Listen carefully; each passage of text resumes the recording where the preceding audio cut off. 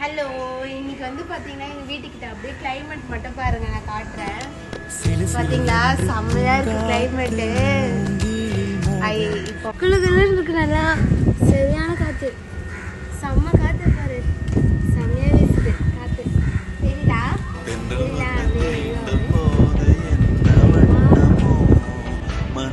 இந்த டைம்ல பஜ்ஜி அப்படிலாம் ஏதாவது சூடாக சாப்பிட்டா நல்லா இருக்கும். ஆனால் நான் டீ குடிக்க மாட்டேன், எங்கள் வீட்டில் தான் எல்லாரும் குடிப்பாங்க. இந்த செடியா செய்து நல்லா